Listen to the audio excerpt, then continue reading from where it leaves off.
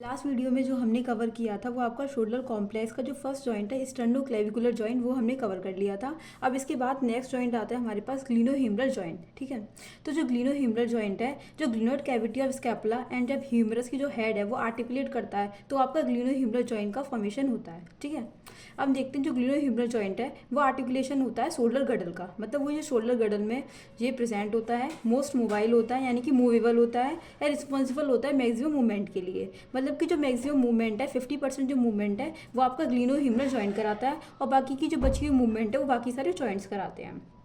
ठीक है, फिर हम बात करेंगे इसके आर्टिकुलेशन की। आर्टिकुलेशन में मैंने जैसे कि आपको बताया कि इसका जो आर्टिकुलेशन है वो ग्लिनोइड कैविटी ऑफ स्कैपुला यानी कि ग्लिनोइड कैविटी ऑफ शोल्डर और आपका ह्यूमरस जो है वो आर्टिकुलेट करते हैं तब। तो सबसे पहले हम इसके प्रॉक्सिमल आर्टिकुलेशन की बात करते हैं। तो इसमें आता है जो प्रॉक्सिमली जो ग्लिनोइड कैविटी है वो आपकी आर्टिकुलेट करती है ह्यूमरस के साथ। तो ग्लिनोइड कैविटी जो है वो आपकी स्कैपुला की होती है, जो ओरिएंटेड रहती है स्कैपुलर प्लेन में और अराउंड 45 डिग्री के एंगल पे रोटेटेड होती है। इंटरनली रोटेटेड होगी कॉर्नल प्लेन में।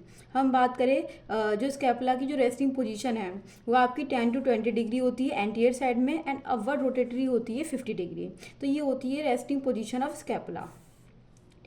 अब ये जो ग्लिनोह्यूमरल जॉइंट है वो आपका एक वेल सिंक्रोनाइज्ड मूवमेंट कराता है शोल्डर गडल की। मतलब कि जो जितनी भी अलॉन्ग मूवमेंट जो होती है, एलिवेशन, डिप्रेशन, डिप्रेशन, ये सारी जो मूवमेंट है वो आपकी ग्लिनोह्यूमरल जॉइंट कराता है इसमें। अब जो स्कैपुला है वो परफॉर्म करता है 3 टाइप्स ऑफ मूवमेंट। जैसे मैंने आपको बताया कि जो ग्लिनोह्यूमरल जॉइंट है वो आपकी 50% मूवमेंट कराता है, तो उसी उसी उसी के अकॉर्डिंग जो स्कैपुला है वो परफॉर्म करती है आपकी 3 टाइप की मूवमेंट। अब सबसे पहले मूवमेंट से पहले हम इसमें देख लेते हैं एक upward and downward rotation of scapula किसे कहते हैं।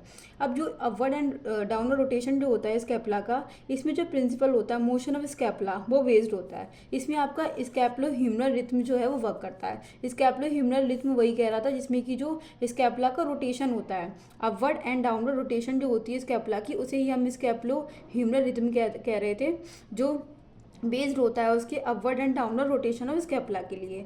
जैसे कि अगर अपवर्ड रोटेट करता है स्कैपुला, अपवर्ड कैसे करेगा, जब जो इन्फीरियर साइड जो होती है इसका वो आपका अपवर्ड रोटेट कर रहा है, ये आपका स्कैपुला है। ठीक है, तो स्कैपुला का ये हो गया सुपीरियर साइड और ये होता है इन्फीरियर साइड। जब जो इन्फीरियर एंगल जो होता है वो रोटेट करता है अपवर्ड जा रहा है और लेटरली एंड अबडक्शन, जब हम ना आर्म ऊपर की साइड ले जाते हैं, ठीक है, तो वो आपका क्या होता है, अबडक्शन करवा रहे हैं, तब हम अपने ह्यूमरस का तब अबडक्शन कराएंगे तो जो आर्म है वो आपको ऊपर की साइड जाएगा, एलिवेट होगा और लेटरली जाएगा। ठीक है, तो वो हो गई आपकी अपवर्ड मूवमेंट। उस तब हम इसका अपवर्ड मूवमेंट कराएंगे तो जो इन्फीरियर एंगल जो होता है स्कैपुला का वो रोटेट करेगा लेटरली एंड अबडक्टेड। और डाउनवर्ड मूवमेंट करेंगे तो जो मूवमेंट है वो आपकी अपोजिट हो जाएगी, मतलब कि डिप्रेशन कॉज होगा। ये जो मूवमेंट जो होती है can not be perform independently. अगर हम ये सोचें कि सिर्फ अपवर्ड मूवमेंट ही हो पाए, नहीं, ये आपकी एक दूसरे से लिंक रहती है, मतलब कि एक क्लोज काइनेमेटिक चेन बनाती है। इसमें आपके एस टी जॉइंट सब आ जाते हैं। ठीक है, फिर नेक्स्ट आता है हमारे पास एलिवेशन एंड डिप्रेशन। इसमें फर्स्ट मूवमेंट होती है एलिवेशन एंड डिप्रेशन की। एलिवेट तब करता है आपका स्कैपुला तब जो शोल्डर स्कैपुला स्लाइड्स करता है over the posterior thoracic wall and coronal plane. Elevate होता है तब आपका जो शोल्डर कॉम्प्लेक्स है वो आपको ऊपर की साइड एलिवेट करता है पोस्टीरियर थोरेसिक वॉल इन कोरोनल प्लेन में, तो ये आपका एलिवेट करेगा। डिप्रेस होता है तब अपोजिट साइड में हो, ये भी आपका कैन बी परफॉर्म इंडिपेंडेंटली। मतलब कि एलिवेशन डिप्रेशन जो है वो हम इंडिपेंडेंटली परफॉर्म करा सकते हैं। फिर नेक्स्ट आता है प्रोटेक्शन रिट्रैक्शन। प्रोटेक्शन रिट्रैक्शन होता है आपका इंटरनली एंड एक्सटर्नली रोटेटरी। जो प्रोटेक्शन होता है आपका तब एंटीरियरली रोटेट हो और रिट्रैक्शन होता है तब पोस्टीरियर रोटेट हो। फिर थर्ड आता है एंटीरियर पोस्टीरियर टिपिंग। तब आपका इसमें तो जो मूवमेंट जो होती है वो एसोसिएट होती है आपकी AC जॉइंट पे। ठीक है, तो ये एंटीरियर पोस्टीरियर टिपिंग होती है, यानी कि 3 तरह की हमने यहाँ पे मूवमेंट पढ़ ली। पहले था elevation, depression, protection, retraction, anterior posterior tipping. फिर आता है resting position of scapula. Scapula की पोजीशन होती है स्कैपुलर प्लेन में होगा। सुपीरियर एंगल जो है वो T2 वर्टिब्रा से स्टार्ट होगा, इन्फीरियर एंगल 2-7 वर्टिब्रा से, और ये मीडियल बॉर्डर में होता है 2 सेंटीमीटर लेटरली ये होती है। यानी कि इसमें सिर्फ हमें स्कैपुला की पोजिशन बतानी है कि ये T2 से लेकर T7 तक लाई करता है। फिर हम देखेंगे काइनेसोलॉजी ऑफ ग्लिनोह्यूमरल जॉइंट में। काइनेसोलॉजी ऑफ ग्लिनोह्यूमरल जॉइंट में इसमें जो आर्टिकुलेशन जो होता है वो कॉन्ट्रीब्यूट करता है मैक्सिमम जो articulation maximum amount of movement जो है वो ग्लिनोह्यूमरल जॉइंट कराता है, जो कि एक बॉल एंड सॉकेट टाइप का साइनोवियल जॉइंट होता है। अब हम इसकी बायोमैकेनिक्स के बारे में बात करेंगे ह्यूमरस की। ह्यूमरस जो होता है वो एक्सटेंडेड पार्ट होता है, बिगर होता है, मतलब कि जो ग्लिनोइड कैविटी तब जो ग्लिनोह्यूमरल जॉइंट तब फॉर्म होता है तो इसमें जो ह्यूमरस का जो हेड है वो इससे बिगर होता है साइज में, ग्लिनोइड कैविटी के साइज से इससे बड़ा होता है। इसकी वजह से जो ओरिएंटेड रहता है superiorly, medially and slightly posteriorly lie करता है। ओरिएंटेड, इसमें जो हेड है वो ओरिएंटेड रहता है और इसमें दो एंगल बनते हैं, angle of inclination and angle of torsion.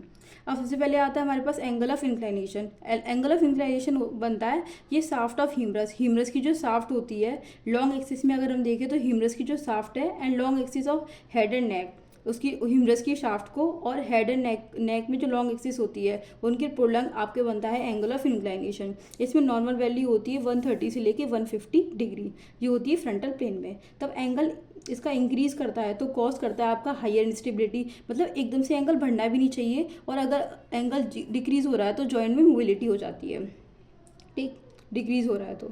Next है angle of torsion. Angle of torsion जो है वो आपका due to this head is deviated posteriorly with shaft of humerus, मतलब कि जो हेड होता है इसका वो डेविएटेड होता है पोस्टीरियरली, स्लाइटली पोस्टीरियर डेविएटेड रहता है विद शाफ्ट ऑफ ह्यूमरस के साथ, तो आपका एंगल ऑफ टॉर्सन का फॉर्मेशन होता है, ठीक। फिर इसके बाद आता है अंडर नॉर्मल बायोमैकेनिक्स में जो हेड है वो ओरिएंटेड रहेगा 30 डिग्री एंड मतलब कि अगर इसका एंगल जो है वो डिक्रीज हो रहा है तो एक्सटर्नल रोटेटरी डिक्रीज हो जाएगा इसमें, तो आपका प्रोन डिसलोकेशन होगा। अगर जो एंगल है वो इंक्रीज हो रहा है, एंगल ऑफ टॉर्सन इंक्रीज हो रहा है तो इंटरनल रोटेटरी डिक्रीज हो जाएगा, इसमें इंटरनल रोटेशन जो है वो डिक्रीज हो जाएगा और हायर चांस होते हैं पोस्टीरियर डिसलोकेशन के। फिर आता है इसमें ग्लिनोइड लेब्रम। जो ग्लिनोइड लेब्रम है वो आपका कनेक्टिव टिश्यू का स्ट्रक्चर होता है जो ग्लिनोइड कैविटी एंड ह्यूमरस के बीच में प्रेजेंट होता है, यानी कि जो ग्लिनोइड कैविटी में जो रिम लाइक स्ट्रक्चर होता है वो होता है ग्लिनोइड लेब्रम। ये जो होता है वो इंक्रीज करता है जॉइंट की कॉन्ग्रुएंसी, जो कि हेल्प करती है ह्यूमरस के हेड को ग्लिनोइड कैविटी से होल्ड करने के लिए। ये सुपीरियरली अटैच रहता है और लूजली आपका वेयर एज इन्फीरियर जो है अटैच रहता है फर्मली टू द रिम, मतलब कि सुपीरियरली तो ये बहुत ही लूजली अटैच रहता है लेकिन इन्फीरियरली ये फर्मली अटैच रहता है रिम से, जिसकी वजह से मूवमेंट जो है वो हो पाती है और ये आपका जॉइंट स्टेबिलिटी प्रोवाइड कराता है।